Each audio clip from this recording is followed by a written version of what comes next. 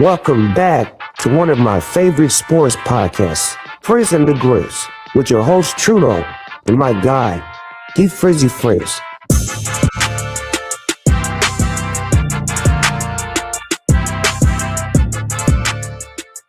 Hello and welcome back to Frizz and the Grizz. It's your boy Trudeau.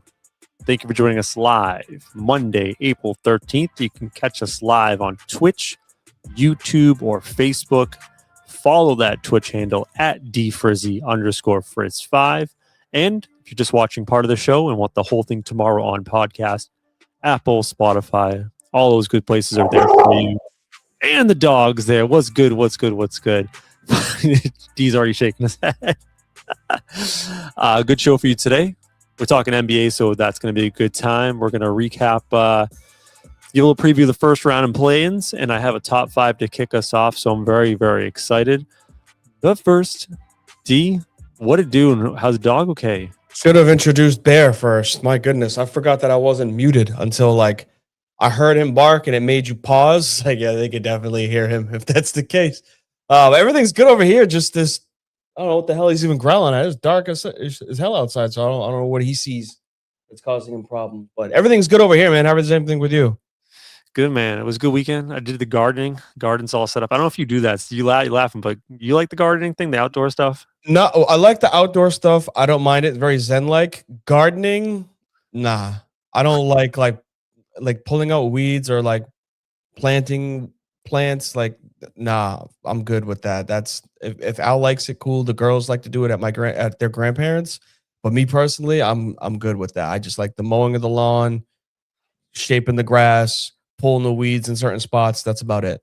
It's so satisfying. We do peppers and onions and all that stuff, and nice. I'm about to do a barbecue. I'm like, oh, let me just go out to the garden and grab some onions and peppers, pop, pop, pop, pop, chop them up, cook it up. I got peppers, I got onions, I got beets, I got peas, green beans, potatoes, and I got a bunch of fruit bushes. That's dope. I will say I envy those that, as I watch a 2-run home run just get launched in this Twins Red Sox game. I will say that I envy those that have the ability to do that, because the short time that we lived with Al's parents, they garden and they go ham with it. And they had, it was one of the first times that they did tomatoes. I didn't realize that I loved tomatoes as much as I do when they're that fresh. Just go out, grab one. I was just finding ways to use tomatoes. You eat them like an apple? Yeah, I was like, I'm gonna cook them. They're growing, and there's so many of them. I was putting them on every sandwich. I was putting them in every breakfast meal that I made. It was just I found a way, because it was just that much better than at the grocery store or something like that. It is. Yeah, it is. You know what though, low key, it's way more expensive to do it than just buying it at the grocery store. Really? Oh yeah, because of all the nutrients that you got to give it or whatnot. Yeah, that would make sense. Yeah, the soil stuff. It's just if it was you gotta do it, you gotta sell it. We have. This is where we're so. When I say where we were in you had Boston, obviously, so you'd say we're from Boston. Then you go to Taunton and you're it's city. You know what I mean? Dartmouth, Taunton, city, New Bedford, city-ish. When I say where we are right now, it's just farmland out in the middle of nowhere. And we have our friends that grow a bunch of stuff, and they have a farm or a chicken coop, and they sell eggs like it's nothing. Just that's the thing. It's we're every corner stop that we have, we're selling eggs or we're selling this. It's that's dope, man. It's cool, but that's how far away from society we are. If I had a little more land, I'd be a straight up farmer. Dead ass. A lot of land down here, man. Maybe one day. I'll have to come visit in North Carolina, see how life's living down there. How are you doing, man, before we jump into the sports? Good over here. We speaking of just a whole bunch of stuff we've been able to do over the last couple of weeks. We just came back from the zoo. So that was a pretty cool trip over the weekend. Another home run. I'm just watching. Sox are getting their doors blown off. They suck this year. I just was let me go check to see what this game is. It's 4-0. It's now 11-0. It's the same inning. But no, we got to go to the zoo. It was cool. The girls at that age were they start to remember certain things, and Peyton somewhat remembered going to the zoo when it was when she was 2 or 3. Harlow didn't, because she was a newborn. So this is the time where they're both of that age where they remember certain things and they want to go see certain animals, or they want to go to do a certain thing. So it was pretty cool for them to see a giraffe, and they'll always remember how big a giraffe is. So that part is pretty cool. I love zoos, fans. They're the best. They are the best. All right, let's jump into our first segment, my top 5.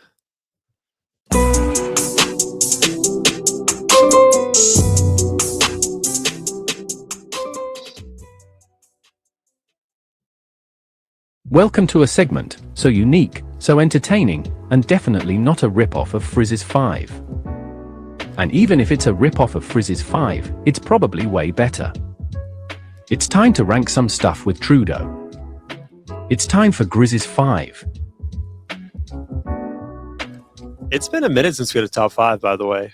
Yeah, you know what? As you played that intro, I was sitting back thinking, like, I can't remember the last time I had a Frizz's 5, so I might have to start breaking these back. We did, and this is like not like a knock to those that are new listeners, but like we did a Frizz's 5 every single week for like a year and a half, almost 2 years straight. So like I just ran out of ideas of like what to rank after all of that. Like you can only do so much, but we haven't done it so consistently. Like maybe we can find a way to get back into it. Maybe I'll inspire you. All right, right for my 5. I haven't told you what it is yet. No, surprise me. I'm giving you the top 5 players under the most pressure this NBA playoffs. Now you understand why I had to do it first, because I think if we talked about the matchups first and gone into the detail about the games, we may have already touched on some of this stuff. So I want to get out ahead of it. Okay, I like my it. list. We'll see how it goes. I'll start with number 5. Okay. My number 5 player under the most pressure in this NBA playoffs is Evan Mobley of the Cleveland Cavaliers. And you're giving me what does that look? I'll explain in a second. Okay. You gonna give yourself a cheer? Or you want me to do it for you? You can give me a chair. Ain't coming through. I got you, though. Don't worry, homie. Oh, Give myself a little yay. Here's was the it thing. low, or you just didn't hear I it? didn't hear it. Oh, okay. This is why I say Evan Mobley's under a ton of pressure this NBA playoffs. The Cavs made a win now move. They traded back 10 years of their talent, setting out Darius Garland, grabbing James Harden, right? Yep. They've been pretty conservative over the past couple of years about their roster construction, roster building, right? They've been trying to do it with their core group, their core 4. Garland, Mobley, Donovan Mitchell, and Jarrett Allen. Clearly, they've signaled something that they are ready to win now, and they're tired of waiting. If this doesn't work this year and they fizzle out in like round 1 or 2, it's time to go nuclear. And you know who's the most valuable young asset on that team? Evan Mobley. Evan Mobley. He will go for a haul. I know they're interested in Giannis. It's not out of the realm of possibility. If Evan Mobley does not perform in this playoffs and the Cavs fizzle out, I would not be surprised at all if Evan Mobley's gone from the Cavaliers to start next season. So like I think it's a big playoffs for him to finally step up, because he is not elevated to where we thought he would be as a superstar 1A type player. And if he does not perform in these playoffs and the Cavs do poorly, he's out of there probably. Mobley hasn't won a Defensive Player of the Year, has he? Or did he win one? That's a good question. I don't feel like I know he was up there for all defensive team. And I don't remember if he won one for us to be like, damn, he's that type of player, all NBA tier, first team.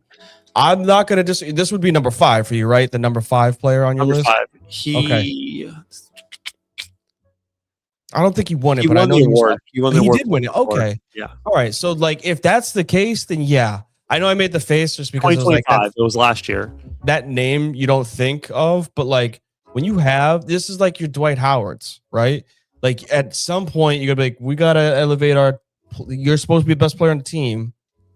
One of, if not the, you gotta elevate this team to that next level. And round 2 of the playoffs, that ain't cutting it. So I can see that. There would be some shakeup in Cleveland should they not make it to like the conference finals. Only 2 teams can make it though. Well, they traded for James Harden. You would assume that there was under the table agreement that we will extend you and keep you here. Yep. Their number 1 priority is Donovan Mitchell. So it's 2 guys. Your number 3 priority then can't be just okay in the playoffs, right? So that makes you expendable. So that was my point. All right, number 4 player with the most pressure in these playoffs, Nikola Jokic. Okay, I'm listening. I know everyone loves Jokic. I love Jokic. Arguably the number 1 best player in the world. You could have your qualms about Wemby. You can have your qualms about Shea. I know the Lakers fans are big Luka stands now. Hear me out, though. We got a guy in Jokic who has won 3 MVPs, who has finished potentially the top 2 in MVP for 6 years running, right? 1 championship, 1 finals appearance. What is his legacy going to be at the end of his career, Nikola Jokic? He's going to be known as a great player who's only won 1 ring, going to 1 final. I heard a stat the other day, may have been today, only 1 player besides him in NBA history has won 3 MVPs and only 1 championship. Karl Malone. If he wants to be a top 10 player of all time, which I think he has the ability to, he has to win some more championships. And this thing is not getting any newer, right? He's only getting older. Jamal Murray's only getting older. And you're getting Jamal Murray on the best season of his career, his healthiest season. Yeah. It's now or never. And I fear that Jokic might go down as like a one-time champion at this rate. So I think there's pressure to win now. You know, at first I was like, I need to hear the case that you're building behind this. And I think you left out something that is glaring. Jokic won his championship in a non-era league, meaning beginning of the 2000s was the Lakers era. Middle of the 2000s, I think, was like the Spurs. 2010s was the Spurs. Then you had your Beatles. You had the Lakers again. They had won 2 out of 3. They beat the Celtics. They beat the Magic. Then you had your Heatles, which was the Heat. Then you had your Golden State era, where like you just knew there were teams that were supposed to win the championship because they were just that good. And then after like the Lakers won the bubble, everything has been like, all right, you get a championship, you get a championship, you get a championship. So like the Thunder could be the team that make it back to back, but in this Jokic era where he's averaging a triple-double with MVPs and he's not a unanimous, not Steph, but he's winning championships, for him to only have one when there's no dominant era of a team, that is going to impact his legacy. Like Steph was able to win it when the Heatles were doing their thing, right? Kobe was able to win it when the Spurs were doing their thing, and the what's it called, the Celtics, they did not the Celtics, my apologies, the Heat, they knocked off the Spurs when they were about to become a thing. Like there's a team aspect of like, all right, they're going to win 3 out of 4 or they're going to win 2 out of 3. And like the Nuggets were supposed to be there and they moved. I know we joke about it, but they moved someone like Bruce Bowen, right? Was Bruce? Not Bowen. Bowen played the Spurs.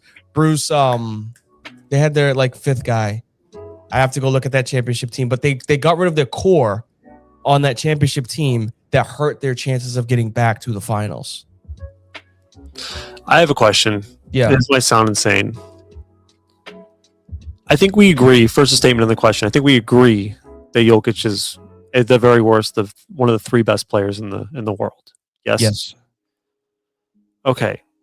My question is it feasible knowing that how Jokic plays where I would say he's the ultimate floor raiser, right? Because he's not a super selfish superstar where he's going to get all my shots. I'm getting assists. I'm doing everything. Is it possible that the rest of the team around him isn't as good as we think they are? Like Jamal Murray. Is Jamal Murray really that good? Or is Nikola Jokic in the way he plays making Jamal Murray and other guys look better? My point is, if this didn't happen this year, should it not be on the table that the Nuggets say, F it, Jamal Murray, we're trading your ass out of here. We need to get this guy like some actual superstar help. Because like, it's been disappointing for the Nuggets, right? We know how good Jokic is. We know what he does to this team. But like at this point, if they don't perform this year, no one should be untouchable in this team. You are correct. Yes, that entire team is eligible for sale, other than Jokic. Yeah, as it should be. All right, that's my number 3.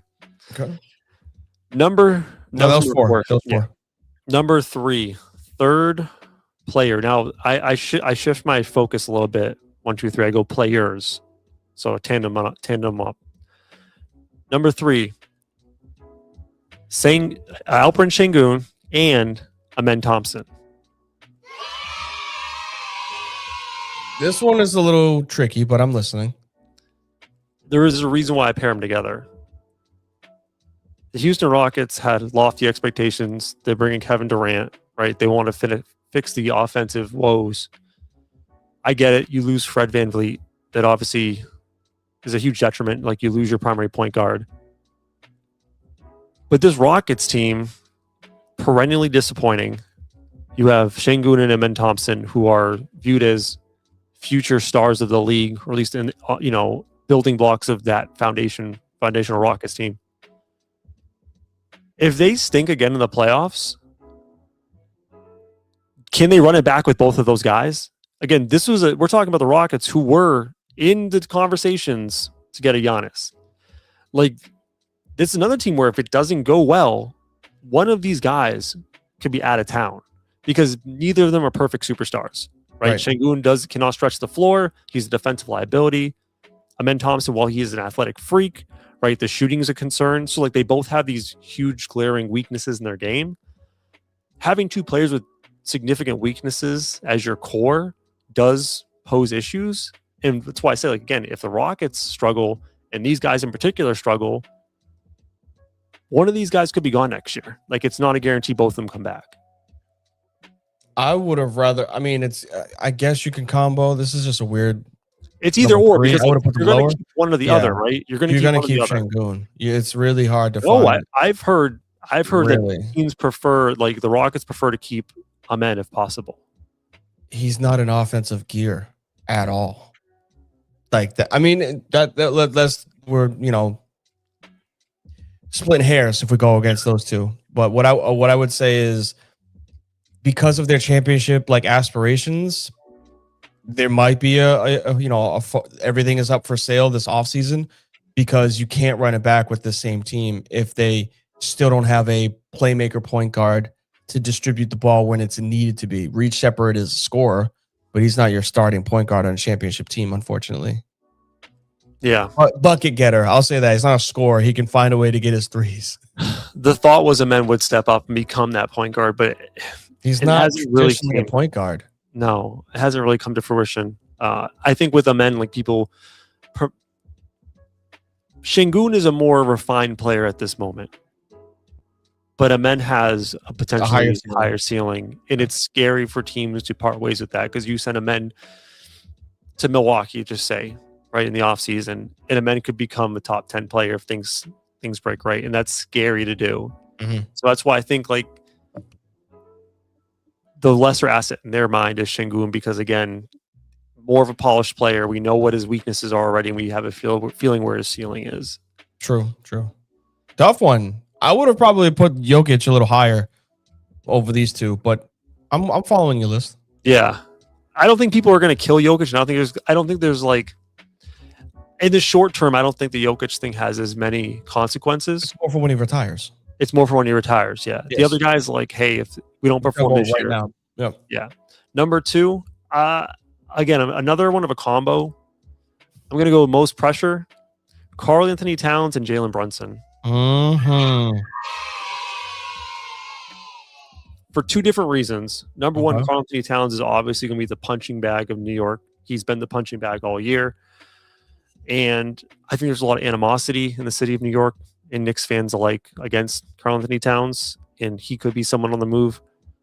On the flip side, I think the Brunson thing is a different type of pressure, where historically in the NBA, small guards don't win. Yep.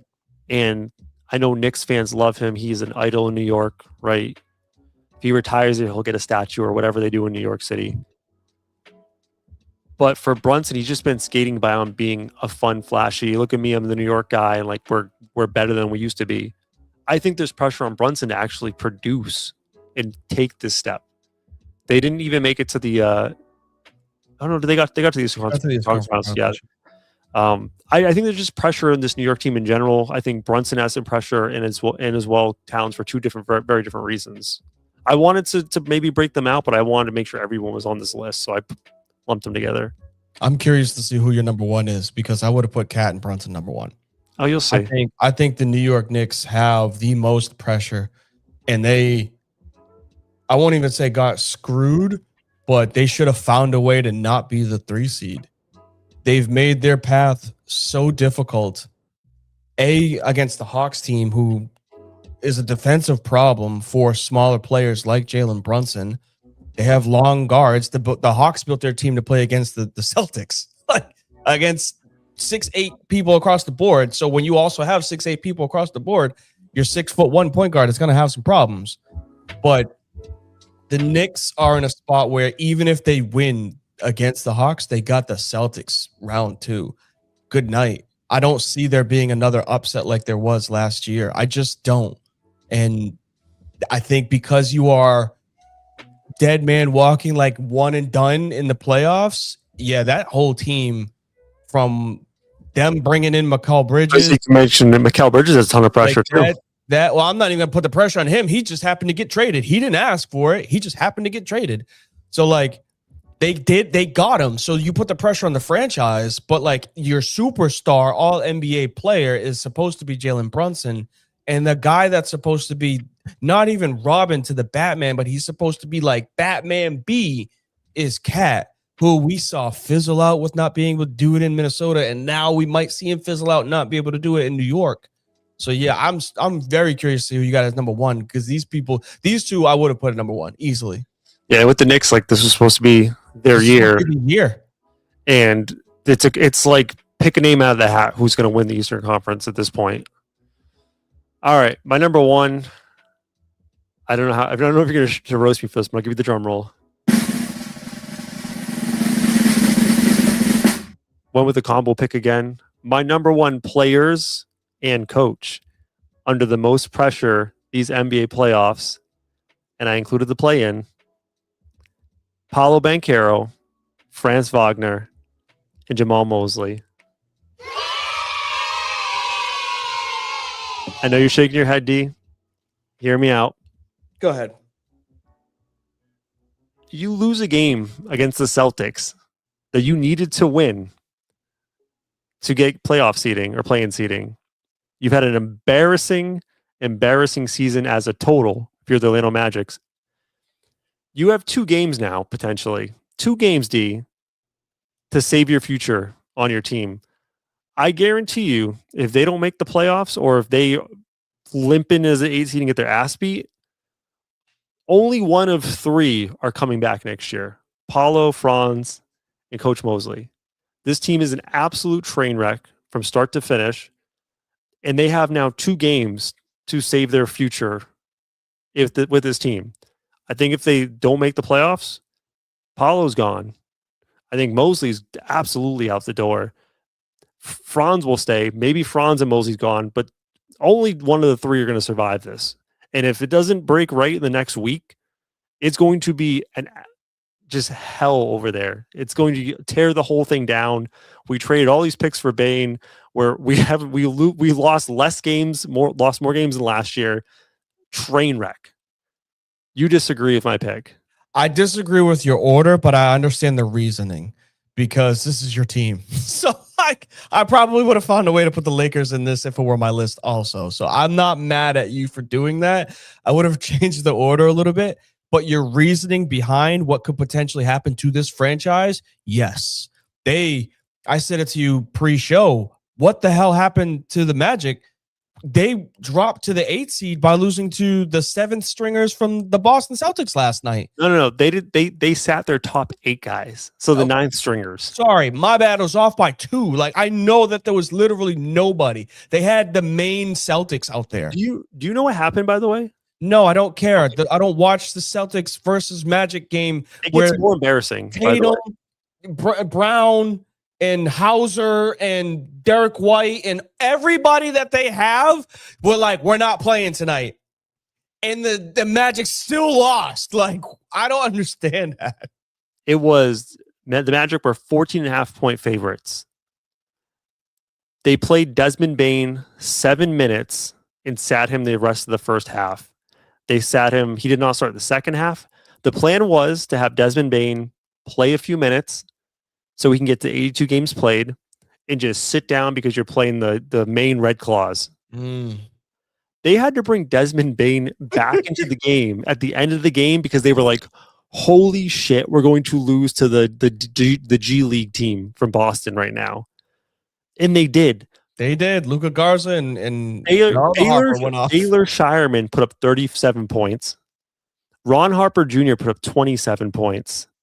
And Luka Garza put up 27 points. This is the first time in NBA history that 3 players put up their career high in the same game, and it was all 20 points or more. That's embarrassing. And where did they drop seeding wise? Were they the 4 seed and drop down to the 8? They had a chance to be the 5 seed and be out of the play-in. And now they are the 8 seed and they have to travel to Philly.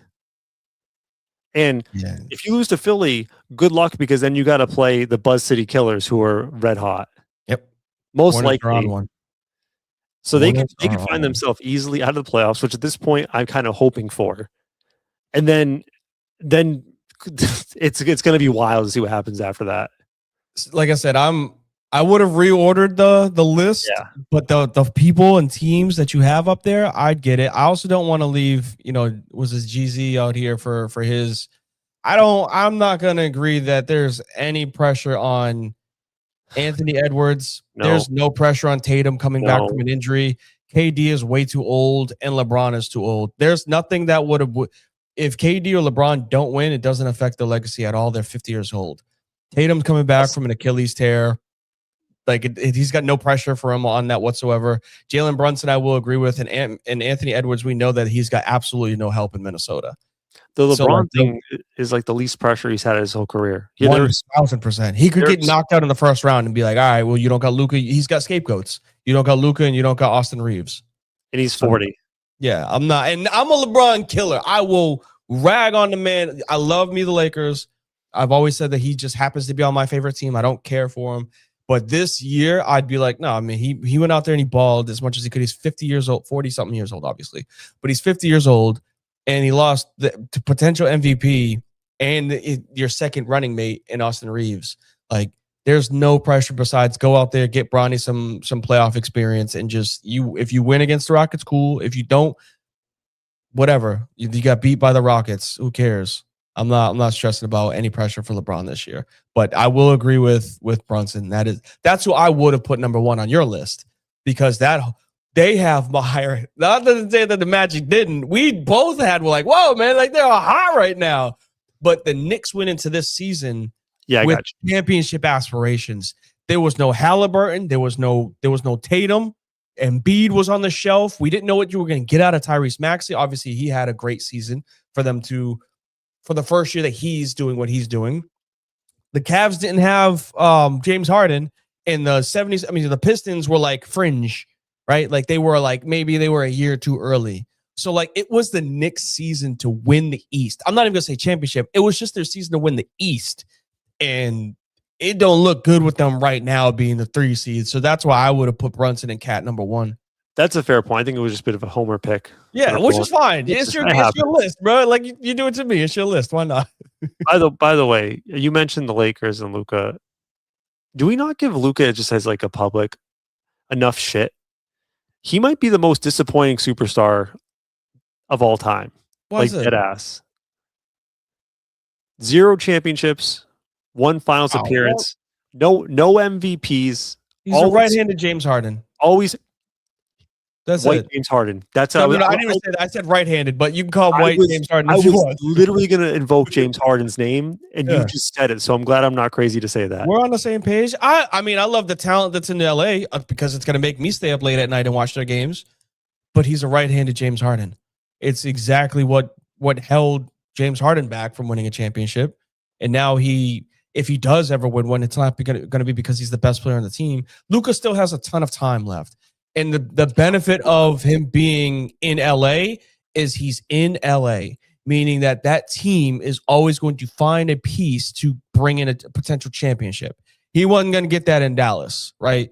Just wasn't. And just like James, he wasn't going to get that in Houston. So he went to Brooklyn where it was supposed to happen, and that fell apart. And now he's out of his prime. So yeah, James, I mean, Luka's going to get you. He's going to average a triple-double. He's going to fill the seats. He's going to go off at 60. But he's not a championship point guard right now. We say that with Luka. He's got time. Don't worry about it. He's turning 28 next season. What does that matter? Your prime is between 28 and 33 in the NBA. Go look at Steph.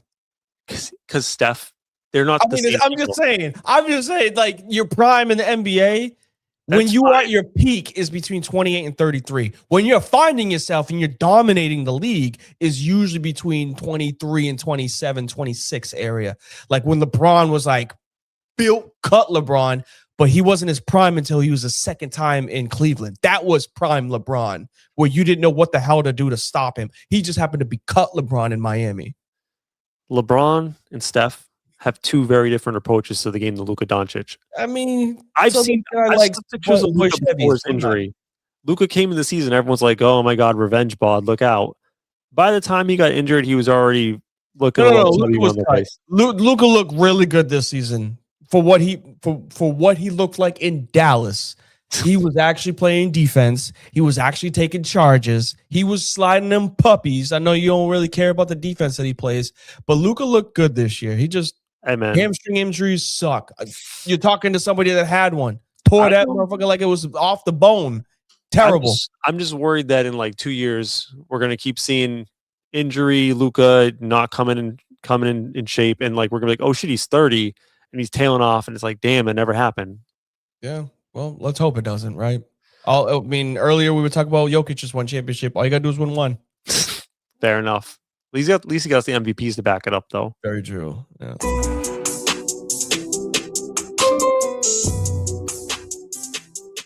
All right, round one preview. We can skip the play and stuff because who cares? Unless you have any interest. I would say I got one that I want to see something work out of. And it's the worst seeding out of all of them. It's the 9-10 between the Clippers and Warriors, because you got two end of their careers going in different directions. I think you get Kawhi in the playoffs. He would go up against, I think, the Thunder, right?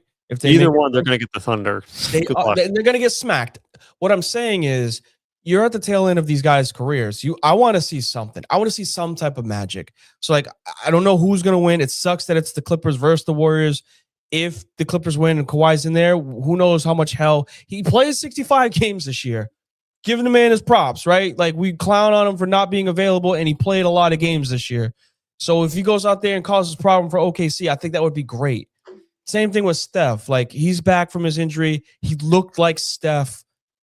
If he can get there to be excitable in OKC, why not, right? It's the last hurrah. That's all I mean by it. Like, everybody else, I don't care about the Heat. I don't care about just the Magic or Sixers.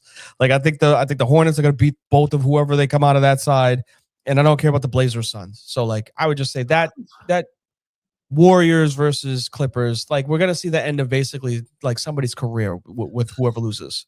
I mean, Steph Curry's not dying tomorrow. I think he's got a. He's not, but like that team's not going. That team's not going anywhere. We'll see. We'll see what they do in the offseason. But I don't know. Like, the Clippers, Warriors, two old superstars. They're going to get their ass beat in the first round. I'm not super interested in either of them. And by the way, the Warriors have been bad, even with Steph this year. I actually would like to see both Phoenix and Portland make. I would like to see Portland make it to the playoffs. And you shaking your head, dude. That team has been so bad for so long. They have. Ever since Dame left, that team's been a train wreck, and it's been a nice story. I'm actually surprised that they are the 9 seed. They finished over 500, 2 games over 500. That's insane to me. 8 seed, sorry. They have Dame Lillard coming back next year. Like, there's some young guys brewing. Like, Denny Avia's really put on a good case for his emergence as, like, hey, you can build around me type guy. Scoot doing anything? Not really. No, he's not. I'm just looking here. He played. Donovan Clingan, a real nice story for them. He's been excellent. Donovan Clingan's playing good? He is playing good. Yeah. Remember we talked about that draft pick and you're like, what a waste. Yes. He's developed. He's developed quite a bit. I would like to see, just for like the feel good story of Portland to, make it to the playoffs after such a drought. But in the actual like slated playoffs now, there is a couple series that are interesting to me. Mm-hmm. First and foremost, talked about the Hawks Knicks. I think the Knicks did not luck out in their drawer. They're in trouble against the Hawks. I mean, season series is 2-1 Knicks, so the Knicks did win the season series, albeit a small sample size. But like you said, this Hawks team was a dumpster fire the first half of the season. They've been extremely good in their past 25, 30 games, right? So it's almost like the Hornets effect. Mm-hmm. And like you mentioned, right, the Knicks run through Brunson, and they have guys like Nickeil Alexander-Walker, who's an excellent defender, a big guard. Dyson Daniels, again, defensive player of the year candidate. I don't know if he won it the other year. No, didn't he win last year? Dyson Daniels did win defensive player of the year. Yes. Yeah. So defensive player of the year guy who can also guard Brunson. And if they want, they could throw Jalen Johnson at him. They have the bodies to guard him up. This matchup really, to me, is going to be a big Cat series. I think if the Knicks do want to win this series, it's going to be a lot on Cat generating some offense and coming through clutch because, again, it's not going to be an easy show at the office for Brunson against these bigger guards. And somebody who does a fact checked us. He did not win defensive player of the year. Who didn't? Dyson Daniels. He must have been he was on the all defensive team. He was most improved player. Most improved, the news on the most improved. I had to go look. I was like, I feel like we are talking out of our ass. I knew he won an award. I thought it was defensive player. No, it was most improved. Sorry, I didn't mean to cut you off, but we have to correct that one. No, thank you for correcting me. But I'm really intrigued in this series because while I would think the Knicks would win, right? Don't let the Hawks win a game, especially because there's a history between these two teams, the Ice Tray series. Don't let the Hawks win game 1 or game 2, and the Knicks fans are going to be in shambles. I'm petrified for Knicks fans. And I'm not. There's just so much that could happen with not a lot of positive outcomes for the Knicks. They win in 5, they win in 6. It's just like an extended series that didn't need to happen. You win in 7, there's no good momentum you have going into Boston. You lose, that team's done. So there's no real winnable situation unless they sweep, which I just don't see that happening. Unless the Knicks come out here and absolutely wipe the floor with the Hawks, I don't see a positive outcome for them drawing Atlanta versus if they would have been the 4 seed, they would have drawn Toronto, which if I heard correctly, they ended up playing 5 times this season and they were 4-1 because they played them in the in-season tournament. The average victory they had against them was 17. They blew them out. Yeah, that's who they want. That's who they would have preferred. That is where you have to, I understand you don't go out there to purposely lose, but you go out there to strategically set yourself up for success.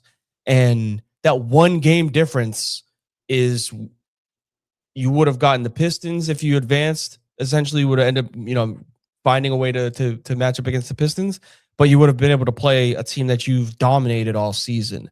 I don't see that happening with this Hawks team. What did you say the split was between the Knicks and the?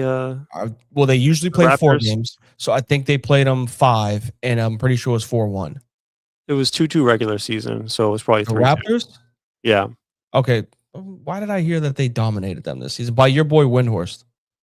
I mean, it was probably maybe a situation where when they won by a lot, and they barely lost. You didn't talk about it like that, so that's on me. Not fact checking. Yeah, I mean, we don't have a stats guy. So if you guys are watching us, we don't have a stats guy. Also, the AI thing might be wrong too. So it's often the case. Yeah, and plus Toronto, horrible record this year. We'll talk about Toronto in a second, but Toronto, horrible record against winning teams. Yeah, I still think the Knicks would win this series. I would hope, especially with the home court advantage, but it's not going to be an easy one. I think I would probably say Knicks in 6. I don't know how you feel about that. Like I said, if it's not a sweep, it's not a good thing for the Knicks. I really don't think you win in 5, you win in 6. There's nothing that I would feel comfortable about that happening for them. So here's the one that's interesting, at least to me. The 4-5 in the East, Raptors, Cavs. There's 2. You were wrong. I was right. You were right. They won 4-1 this season. Yeah, I had to go check that. Fucking AI, man. I'm not going to trust that. Here's the interesting one. The Raptors, Cavs. And I don't even trust these stats now because I got this from the prompt as well. So maybe you want to fact check this afterwards. 2 diametrically opposing forces here. The Toronto Raptors are 9-10 against the top 6 in the East. The Toronto Raptors are 22-30 against teams that are 500 or better. So clearly, they are not very good against actual quality opponents. However, so I've outlined how bad Toronto is against quality opponents. However, Toronto's 3-0 against the Cavaliers this year. This is the one team that Toronto has actually done well against. That's quote unquote a good team. It's a 4-5. Cavs will be hosting it. So you have based on history of this year, a bad matchup, a 3-0. I don't think it's a bad matchup for the Cavs, but still, like based on how they've played this year. And you have James Harden on the Cavs, who like I don't think he usually chokes in round one, but always there's a risk of a James Harden blunder. Mm-hmm. Logically, I would say the Cavs should win this. Is like the Raptors have been the most fraudulent team all year. But like there is evidence to suggest that the Cavs could struggle against the Raptors. They will. They will struggle against the Raptors like the Knicks will struggle against the Hawks because length matters. And we joke all this time about RJ Barrett, Brandon Ingram, and Scotty Barnes being three of the same players. Well, three of those same players are bigger than your James Harden and your Donovan Mitchell. So like that's going to cause a problem. And yes, James can be at some point he can have a 30-point game. We know Spider can go off or he can go nuclear for 50 in a playoff game. Like we've seen it happen. But the reason why they match up terribly against Toronto is because Toronto has the length. Emmanuel Quickly, I don't think is a small guard. 6'4", 6'5", or maybe was he 6'3"? I thought he was smaller. He's 6'2". Okay, maybe he's smaller. He's 6'2". I apologize. That team in general, though, I would say that those three wings, 3-and-D wings, even if Brandon Ingram's not like all defensive player, he's still 6'10" with a 7'8" wingspan. You know what I'm saying? Like the brother, like he covers a lot of ground. Then that's going to cause problems for James Harden and for Donovan Mitchell. So I would say the reason why they were able to be successful against the Cavs is just because of pure matchups that they have on those. Not because of talent, but because of length that they can use, to defend that team. Yeah, the only thing I'm trying to think about that could be potentially a problem is can they make it difficult for the Cavs where the Cavs want to play traditionally bigger? Can they make the Cavs suffer and like basically muck up the paint in this series? Because again, like you're not gonna be able to stretch the floor if you're the Cavs. And that was kind of the problem when they played Orlando last year in the 7-game series. Like it basically became a rock fight because it just became so clogged with both Mobley and Allen on the court.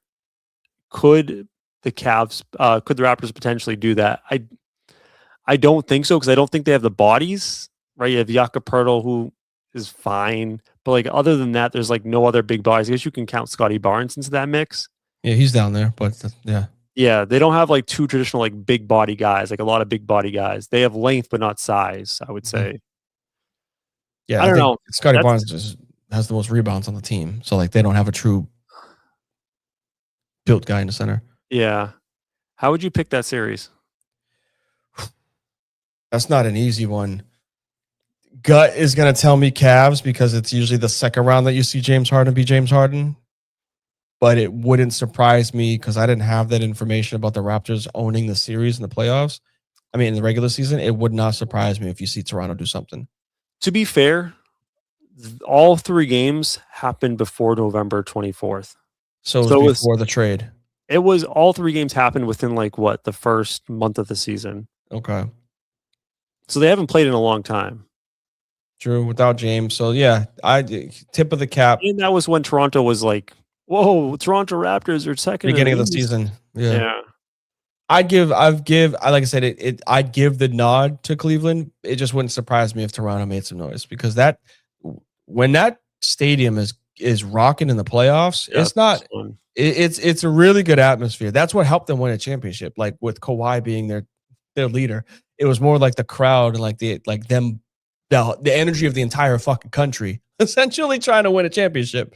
So like you get that behind you, that can make some random and crazy stuff happen in the playoffs. Cavs in 6? Yeah, I don't see 7. I can see a good old 4-2. They better hope not. If it gets to 7, it's over. Nah, you don't want James Harden in game 7. I'll tell you that. That's what I'm saying. Oh. All right. I threw out 2 at you. What round 1 matchup are you interested in? Most of the Nuggets Wolves. Okay. Easily. I saved that for you. Go ahead. Because that is they have traditionally gone against each other in the playoffs.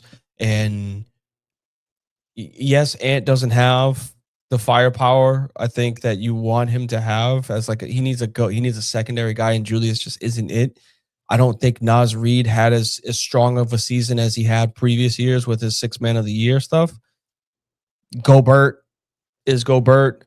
Yeah, you got Dante, but like Dante's limited as a 6'2" point guard. He's a 3-and-D point guard, not a playmaking scoring point guard. So like you got a lot on Ant-Man. With that being said, well, you better win if you're Daniels. Jaden McDaniels. I don't think he's had a great season though. I don't think his name has been up there like the way it was supposed to be. He was supposed to be the number 2. He was supposed to be what Amen Thompson is in Houston. As in like, oh, that's the guy. He's our second guy. KD, and then you got Thompson. It like we don't know if Jaden McDaniels is that guy on certain nights. But that being said, Nikola Jokic having the season that he's had, Jamal Murray having the best season of his career, Christian Brown when he's healthy, Aaron Gordon is back and healthy. You better win this series because there's going to be a lot of shit going down in Denver if they lose to this T-Wolves team. Years past, I could see Ant carrying them and be like, oh yeah, they could take them in 6. They could take them in 7. This year, the Wolves are not the same team. They've struggled at certain parts of the season that like even when Ant-Man is out there, because I know he's missed some games this year, even with him playing, they don't look the same. So like you can't use that as an excuse if you're Nikola Jokic and the Nuggets. You got to be the team that this has got to be 4-1. This has got to be 4-1, maybe 4-2. If this stretches to 7, it's going to 7. If it's going 7, then the Spurs are going to wipe the floor with the Nuggets. And I know that that's their kryptonite because of Jokic and Wemby, but like they are going to wipe the floor with the Nuggets if this goes 7. Yeah, this is an interesting series. It's historically been a very tight series between the Timberwolves and Nuggets. The Nuggets, while they have looked a little better recently, like since that Jokic injury, like he had a really rough patch. The team did not look right. I think he's starting to round into shape, which is good, round into form. The Timberwolves are just so fascinating because there are nights where they're just completely checked out. There are nights where they play down to their opponent, but then there's nights where they can play the Thunder or the Nuggets or the Spurs and absolutely exceed what they've been doing. I think one thing to look out for this series, and this might be a weird take, I think the Thunder. I think the Timberwolves would be really smart to play with pace in this series, especially with a guy like they brought in Ayo Dosunmu at the deadline, who plays with a lot of pace, will push the ball on the floor. If they want to sit there and play a half court game and play slow with the Nuggets, I don't think that's their best strategy. We know Jokic doesn't like to get up and down the court. We know that they don't have a lot of guys running up and down the court. They're more of a half court offense, half court defense. I would love to see play with pace all game. If you have to play in the clutch with Ant, that's great. But you're not going to be able to just like trade half court possessions with this team who's absolute precision championship, level execution in the Nuggets in the half court game. The only problem with that, it's great to say that's a strategy to have, but like if that's not how you've played the whole season, switching now is not going to be easy. Their game is dominated by the ISO of Anthony Edwards. And give me the ball, I'm going to find a way to just get this bucket. I average 30 a game. It's either coming from my hands as a shot or I'm passing to set somebody up. It's not really get the board, run out and pace and drive and dish to someone like how do you pronounce his last name? I'm going to say it incorrectly. Ayo Dosunmu. I think he's shooting like close to 40% from 3, which is great. But there ain't a lot of other players that are on that team that are doing that. You know what I'm saying? So like if you do bring that pace and space, like you got to have the shooters to surround your team for it. And Edwards is taking 253s a season, but it's not off of the dribble. It's not off of a catch. It's get out my way, watch me shoot this shot. And that slows down the game, which plays right into the hands of Denver because they are going to muck it up and play bully ball down there as much as they can. So I'm not saying that your strategy is incorrect or they shouldn't. It's just that's a really hard flip of the switch to be like, hey, this is what we're going to change our offense to just for this series. I don't think Ann Edwards playing iso ball, getting 40 points is a not winning going to formula. work. No, that's why I said it should be 3. It should be 4-1 or 4-2. Just based off of the way that this Wolves roster this season that they've played is set up. If they find a way to make this go 6 or 7, then I mean, and you got to take the league over next season if that's the case. I don't see that happening. Naz Reid not playing the way that I wanted him to play this season kind of like I think derailed that team because like he was the spark off the bench. And I think with injuries, he played a lot more starting role, which there's not as many touches when you're in the starting role. When you're the best guy off the bench, like you're getting that rock. You're averaging your 15 to 20 a game. And there are times where he disappeared for like less than 10. It's going to come down to this. If Julius Randle can average 24 points a game in this series, Timberwolves have a chance. Like it could be a coin flip series. If Julius Randle doesn't show up in 2 of the games and he puts up like 14 points one game, 13 in another game, it's over. Like it boils down to Julius Randle. Yep. What version of him shows up in the series? Because we've seen this Timberwolves team in the past. Like when he's on, that team's really hard to beat. And against a team like the Nuggets, you can't have your B game if you're going to be Julius Randle and expect to win. I wanted to confirm and see if I was right. Every major statistical category for Naz Reid is down compared to last year. He's had a bad year. Rudy's been good this year. Fuck Rudy. I don't care about no Gobert. Rudy get 1 more rebound per game. Like I like and people like Gobert frustrate me because like people will say things like he leads the league in field goal percentage. It's like when you're 7'6" and your job is to just get the ball, and when you can raise your arm, you're touching the rim, you should shoot 90%. Like it shouldn't be anything less than that because you can literally touch the rim without jumping.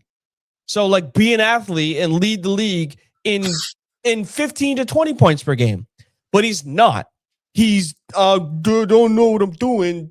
Got no post move in his bag. Can barely shoot a free throw. He's literally there just to rebound. That's it. He's not even up there defending the paint the way that he used to anymore. Like Gobert's just a waste of space. I'm sorry, but I'm not sorry either. Like I think I lost more respect from him watching the Olympics when he said, we got all this chemistry and you got to deal with us. We got to do all this stuff. We ain't got to worry about that. And then KD was like, oh, that chemistry going to work when you got to cover Steph? It's just the truth. I just lost all respect for him because of that. I will never get tired of your Gobert hate. Who you got? Who you got in how many games? I got to say Nuggets in 6. It's got to be. It's got to be 4-2 Nuggets. It can't be game 7. That's not a good look for them at all. If they beat them 4-1, cool. If they beat them 4-2, but I get it. And it can get you 2 games. You get to game 7. Game 7, Anthony Edwards can win a game 7. You cannot let it happen at all. On the road, I don't care. He can go off for 40, 50 in a game 7. The Timberwolves have been disappointing this year. It's so bad. I want to say the Timberwolves, and I want to say the Nuggets in 7 though. I'm not mad at you for it. It's just if it does, I think honestly, if it gets to 7, it's not the Nuggets to win. I think there's just the amount of pressure that will be on them for allowing that to get to 7 games with this roster that the Wolves have right now. It's just that defense, man. That Nuggets defense is so bad. I don't think, I'm just looking at the matchups, I don't think there's anything else that really sticks out as like that's exciting to talk about in first round. Do you see anything else you want to talk about? No, I mean, we talked about every matchup except the Lakers Rockets. What are you talking about? Yeah, we didn't talk about the one. That one is, to me, I honestly think the Lakers should still win, even with the problems that hear me out. Even with the problems that the Lakers have, I think the Lakers have a chance of winning the series because the Rockets don't have a point guard. That is extremely, extremely important in the playoffs. And I'm not a LeBron lover. I'm not saying that he's gonna go will this team. I'm saying that that's gonna cause problems in clutch moments. They're gonna be close. They've played each other so many times. It's not like it's gonna be Houston by 20 every single game. If that's the case, game 1 and game 2, then I'm wrong. If they can walk into Staples, I know it's not Staples anymore, but they walk into Crypto, whatever it's called now, and they can blow them out the first 2 games by 20, then I put my foot in my mouth and be like, I was wrong. But like, I don't see that happening. And in clutch games, it's going to come down to who can make specific plays. KD can make a shot, obviously, but who's going to be guarding him? LeBron's obviously going to be trying to guard him for that. We've seen these types of things happen before, and I'm still going to take the Lakers. I say Lakers in 7. I really do. I'm not taking the Rockets in this one. I think you're going to get something that goes, wow, we weren't expecting this to happen to us. And I think this is the series. You got to put some bread on that. I got to find out what the series spread is. I'll do that. I will put money on this series. I'm gonna win no matter what. If they lose, then whatever. They're injury ridden. If they win, I get bread. So it's a win-win. So wait, who's the Lakers number 2 right now? They don't have one.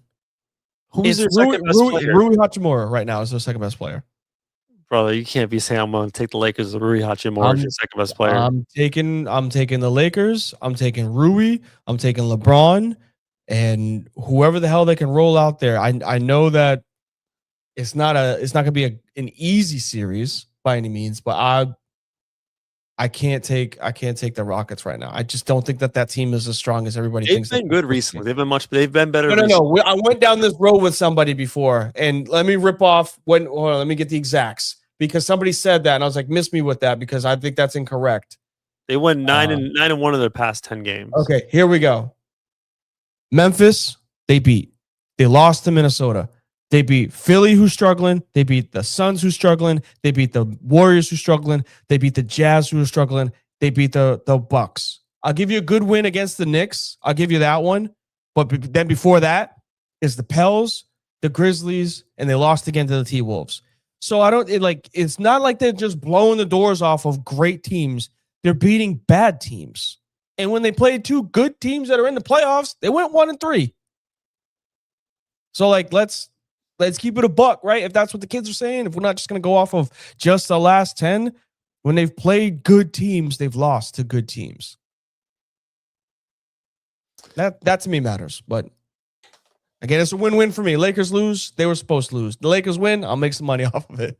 Yeah, I can't see how a 41-year-old LeBron James dealing with injuries, completely out of his mind. He's not injured. He's healthy. With a bunch of bums can beat the Rockets. I know the Rockets have struggled, but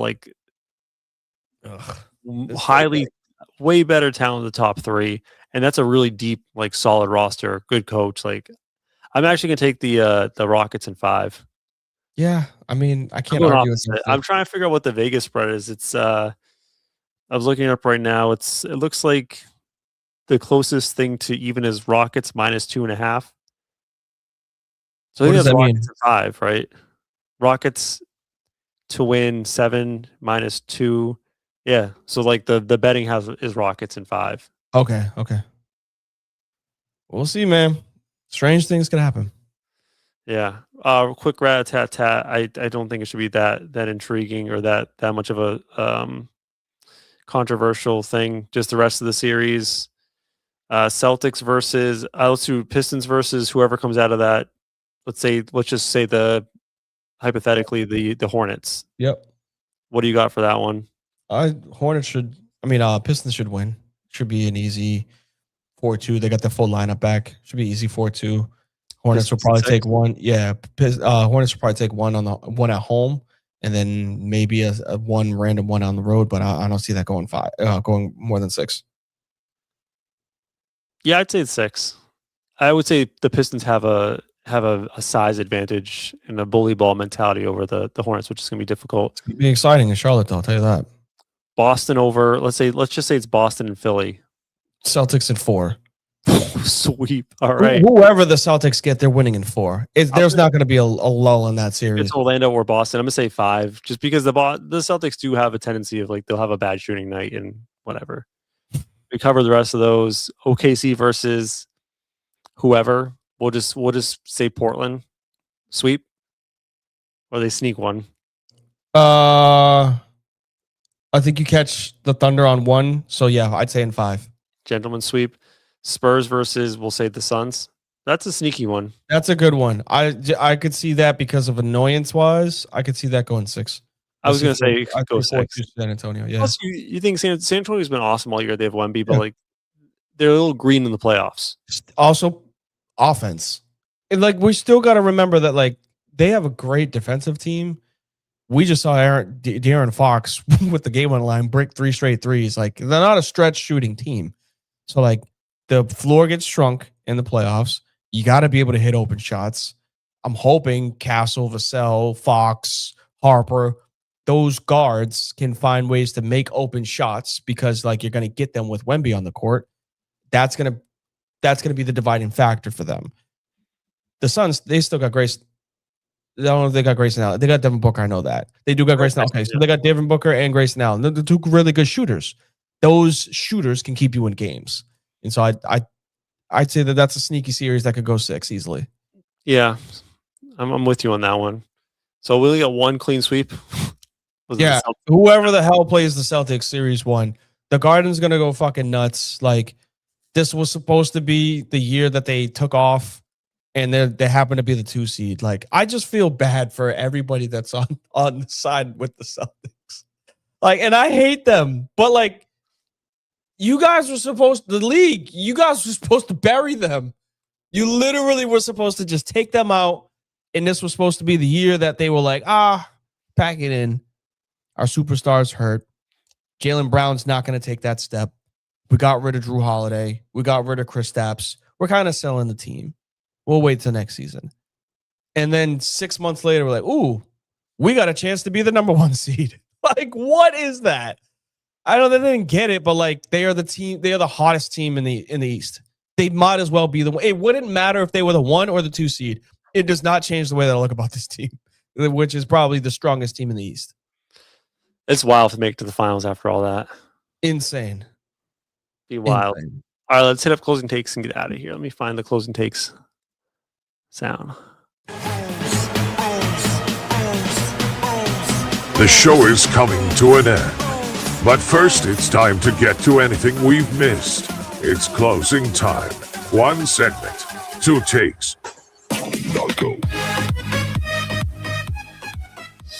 All right, closing takes. One last chance for me and you to get a take off before we leave today. It can be sports, pop culture, whatever we want. It's our time to shine.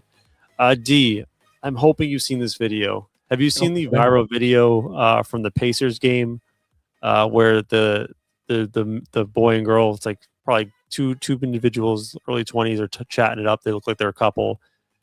Have you seen this video? It doesn't sound familiar, but I'm listening. Fuck. All right. Well, it's coming back from a TV timeout. So like, you know, like they'll come back from commercial and they'll show like people in the stands and like they'll have the score of the game, whatever like that.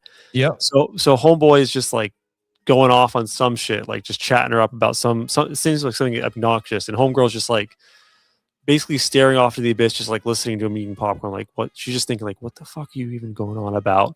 And then finally, this is all captured on TV. Finally, she just stops him and looks over and goes, what the fuck are you even talking about? Like, what are you even thinking? Like, it's just caught on TV. And the guy just goes like this, look at it. He just goes, doesn't say anything, he just shakes his head and just goes like, yeah, I'm a fucking idiot, I know.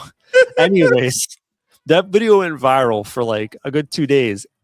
It got followed up by the Inside the NBA people found them and brought them onto Inside the NBA. Oh, was this the couple that was the proposal last night? Yes. So you know what I'm talking about. I know that part. So that's the backstory of where they came from. It became like a viral internet thing. And Shaq offered to pay for their engagement ring if he proposed to her right there. Yep. I think she was into it. I think she was into it. He didn't do it. He backed down.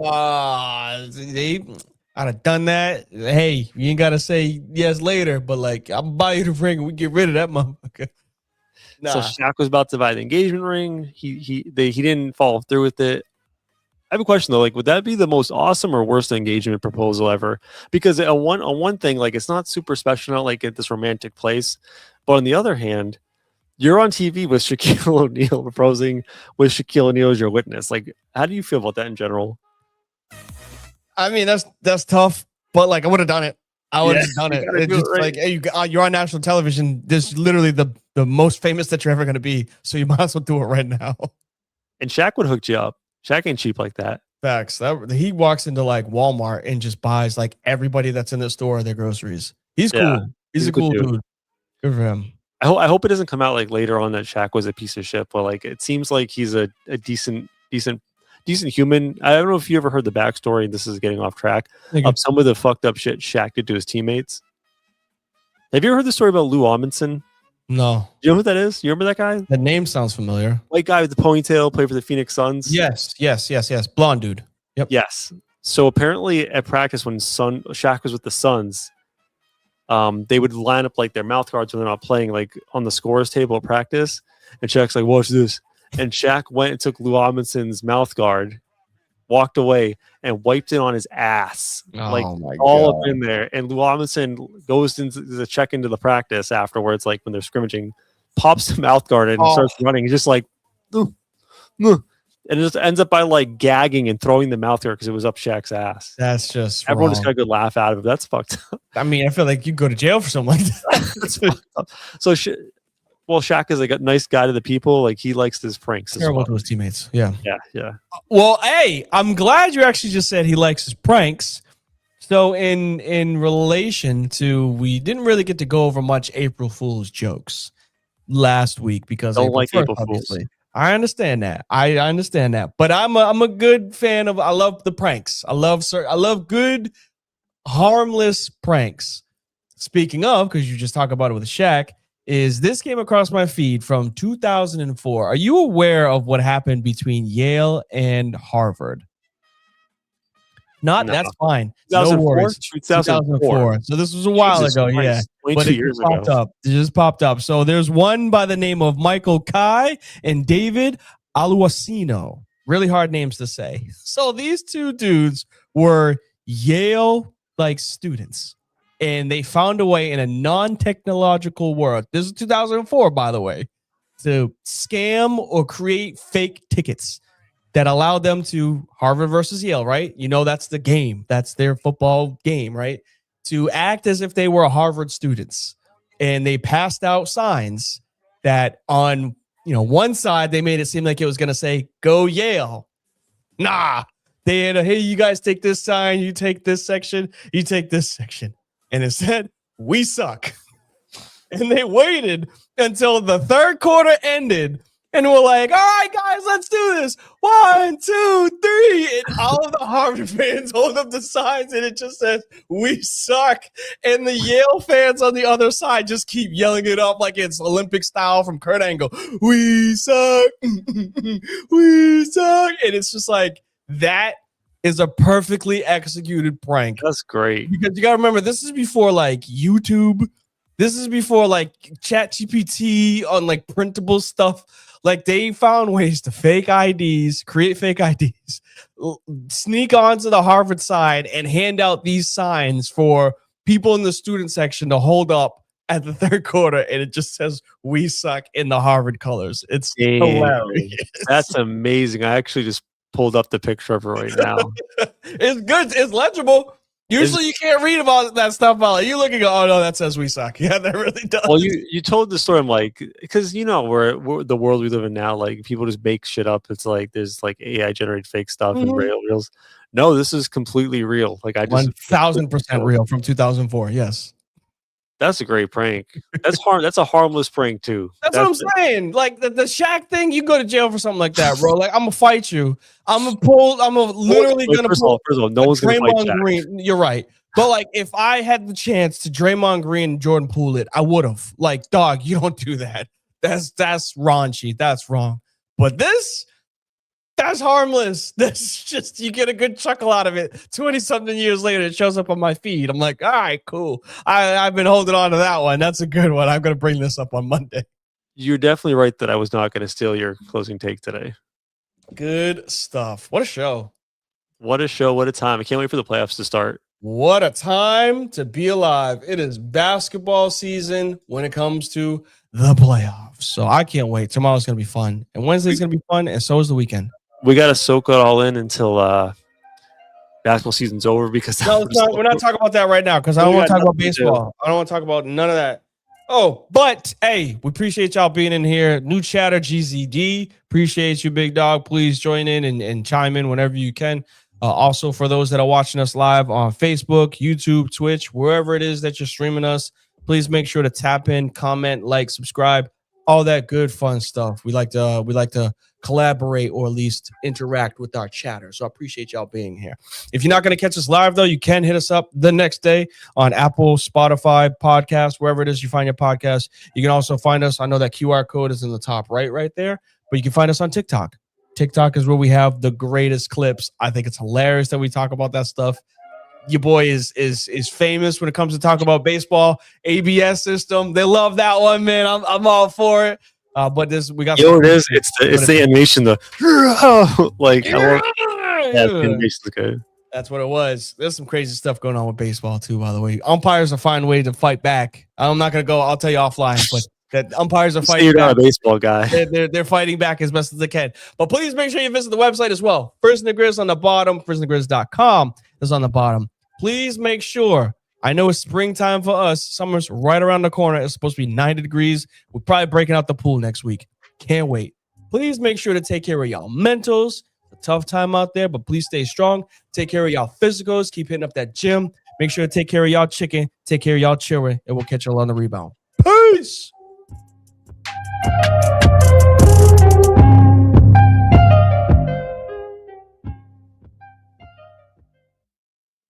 The Bears are who we thought they were. And that's why we took the damn field. Now, if you want to crown them, then crown their ass. But they are who we thought they were. And we let them off the hook.